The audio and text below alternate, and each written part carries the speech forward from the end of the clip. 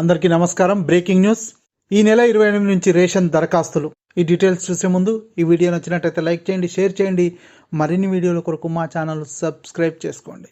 రాష్ట్రంలో కొత్త రేషన్ కార్డుల జారీ ప్రక్రియ త్వరలో ప్రారంభం కానుంది. ఈ నెల 28వ తేదీ నుంచి దరఖాస్తులు ఆహ్వానించేందుకు రాష్ట్ర ప్రభుత్వం సన్నద్ధమవుతుంది. మీ సేవ ద్వారా ఆన్లైన్లో దరఖాస్తులు తీసుకోనున్నట్లు తెలిసింది. అర్హుల ఎంపిక ప్రక్రియ క్షేత్రస్థాయిలోనే చేపట్టేందుకు ప్రణాళికలు రూపొందిస్తున్నారు. అవసరమైతే పత్రాలతో ఆన్లైన్లో దరఖాస్తు చేశాక వీటి పరిశీలన మొదలవుతుంది. అర్హుల ఎంపిక ప్రక్రియ గ్రామాల్లో గ్రామ సభలు, నగరాల్లో పట్టణాల్లో బస్తీ సభల ద్వారా జరగనుంది. పౌర సరఫరాల శాఖ వర్గాలు చెబుతున్నాయి. ఈ ప్రక్రియకు ప్రత్యేకంగా నోడల్ అధికారిని నియమించనున్నట్లు తెలుస్తుంది.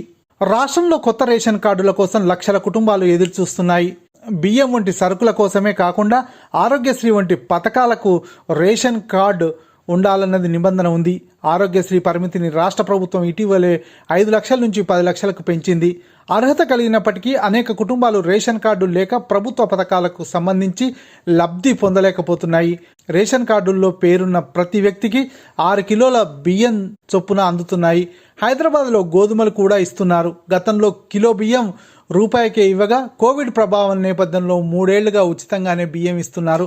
అన్నపూర్ణ, అంత్యోదయ యోజన కార్డులు ఉన్నవారికి నెలకు కిలో చక్కెర ఇస్తున్నారు. కాగా రేషన్ కార్డుల జారీ, అర్హులకు ఎంపికకు మార్గదర్శకాలు ఖరారు కావాల్సి ఉంది. గతంలో ఉన్న మార్గదర్శకాలే కొనసాగే అవకాశాలు లేకపోలేదని పౌర సరఫరాల శాఖ అధికారి ఒకరు తెలిపారు. ప్రతిపాదనలు ప్రభుత్వానికి చేరాయని, కొత్త రేషన్ కార్డులకు అర్హుల ఎంపిక గ్రామ బస్తీ సభల్లోనే జరుగుతుందని అధికారులు చెబుతున్నారు. మార్పులు చేర్పులు సైతం ఈసారి చేసుకోవచ్చు. రేషన్ కార్డుల్లో మార్పులు చేర్పులు తప్పులను సరిచేయడానికి సైతం ఈ నెల 28వ తేదీ నుంచి అవకాశం కల్పించనున్నట్లు తెలిసింది. శాసనసభ ఎన్నికల ముందు నాటికే ఈ జాబితాలో 11.02 లక్షల దరఖాస్తులు వచ్చాయి. ఇప్పటికే ఉన్న కార్డుల్లో పిల్లలు, కుటుంబ సభ్యుల పేరు చేర్చాలని దరఖాస్తుదారులు కోరారు.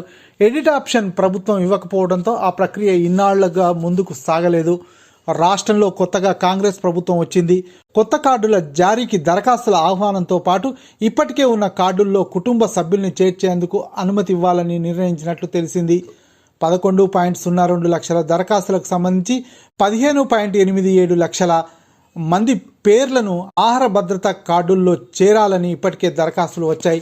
ఈ సంఖ్య మరింత పెరిగే అవకాశం ఉంది. తెలంగాణ ఆవిర్భవించాక 6,47,297 రేషన్ కార్డులు జారీ చేసినట్లు పౌర సరఫరాల శాఖ గణాంకాలు చెబుతున్నాయి. వీటి కింద 20,69,033 మంది లబ్ధిదారులు ఉన్నారు.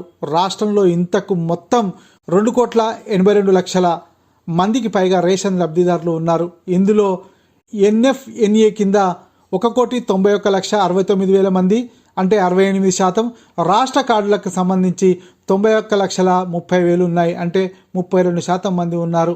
ఈ వీడియో నచ్చినట్టయితే లైక్ చేయండి, షేర్ చేయండి. మరిన్ని వీడియోల కొరకు మా ఛానల్ సబ్స్క్రైబ్ చేసుకోండి.